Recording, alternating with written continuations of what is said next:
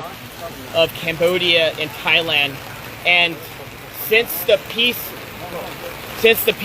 agreement was reached, the ceasefire, Thailand has continuing to insult President Trump by violating the peace agreement by putting up barbed wire fence and invading the peaceful people that live in this village. And you have to come with me to see this. Look over here. Look at all these innocent people, these children. Akon. Hello. Look at these children here. These children want peace. These children deserve peace. The Thai forces are saying that Cambodians are a threat. The Thai forces are saying that they feel the Thai forces did. Wait until President Trump sees it. Thailand, just wait. You think you're the boss? Wait till the President of the United States finds out exactly what happens on the border. And what did they do? They came here to this village. They built this wall here, the barbed wire fence entire, with guns facing downrange at these young, poor people that are just living outside in the rubbles. Thousands of them have now been displaced. Their homes have been taken away. Their schools have been like this before. I was there when the Box withdrawal of Afghanistan, pulling the Americans out, when the fall of Kabul happened. I saw threats. What you see here in Cambodia is not a threat. You see love, you see compassion, you see people, you see a community, you see a country that chooses peace before war. And what Thailand is doing right now is not just a violation of the Paris Peace Accords, it's a violation of President Trump's call to cease fire. Since President Trump called ceasefire, the day after, Thailand invites Cambodian soldiers to come meet them at the border to shake hands and take a picture of them. What does the Thai forces do? They went and they kidnapped 20 Cambodian soldiers. And still today, on day 17, they have yet to release the 18. They only released 2 because one of them was completely disabled and the other one is. They are being very, very silent. And the media has been very unfair here. The media has been unfair to the Cambodian people, just like President Trump. The media has lied about President Trump, and the media has lied about what's happening here on the border. So I want you to see for yourself. I want you to see right here. Do you think this barbed wire fence is safe for children at night to go play, to sleep, to go to school? Do you think it's safe for the children to be constantly worried that if artillery rounds have to drop on their heads? When that happened, when the war broke out, there was no soldiers here. Not one soldier, because there was no threat here. Just honest farmers, just trying to make a living. And now what happens? You get the Thai saying, oh, the Cambodians are bringing soldiers on the border.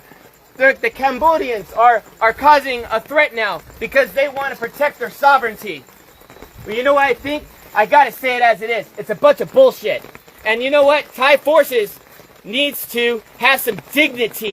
Home here costs $3,000. $3,000. The average home here in this province, in this village.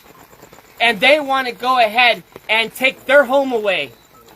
These farmers are honest, and they deserve dignity, and they deserve respect. And I'm calling on all my friends in the White House correspondents. I'm calling all the senators and the congressmen that you work for. That I understand. We're all focused on Russia. We're all focused on trying to get a peaceful resolve there in Ukraine.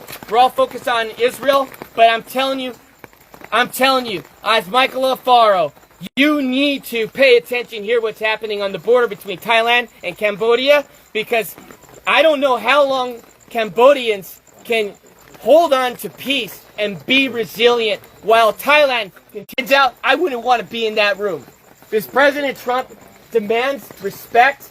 He does not want to build your nation. He wants everybody to keep their nation. He wants everyone to be free and peace and harmony and respect. And what Thai people are doing is not okay. And this general, he's drunk on power, and all he wants to do is pretend that he's the king of Thailand. And that is not okay, to kill innocent lives for his own political gain. And I'm going to call it as it is. They need to tear down this wall so the children had more leaders like that. This world will be a safer place. But unfortunately, it's not, because we have Thai aggressors that doesn't believe in peace. They choose war. And I'm here to tell all my friends that invest in Thailand, you need to knock it off no more. We need to call for a protest immediately. And we as a U.S. body needs to call for action. Thailand needs to be severely punished. I think the trade war should take a significant role as they continue to violate the Paris Peace Accords. They continue to violate President Trump's call to cease fire, and enough is enough. These children, hopefully, these children can find a way where they can sleep well tonight in this rain, where they can sleep well. Their homes are no longer homes. They have tents. We have to do something. The world has to get serious, and the world has to stop being politically correct. And we must act now before this turns into a genocide. Because since 1979, Cambodians have endured not one genocide, but 2 genocides, killing 3 million people, and even killing 8,000 people in Ghost Mountain by the Thai forces. And so I'm asking all of you, friends, family, Facebook, share this message and let them know that Michael Alfaro is not okay with this, and I know all my friends are not okay with this. This is the most inhumane thing I've ever seen. And I'm going to continue to investigate. I'm going to continue to see in my own eyes to protect your country by dropping a bomb on a Buddhist temple. Where was the threat? Was there a soldier in the area? Was there children playing with guns?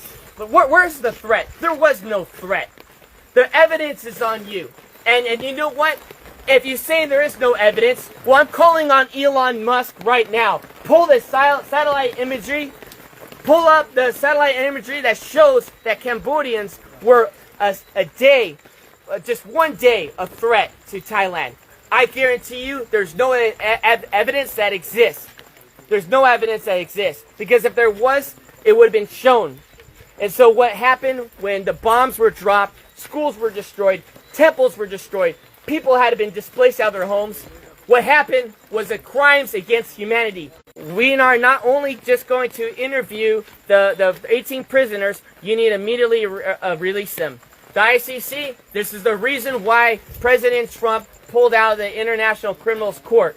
Because you have no backbone for any decency in the world.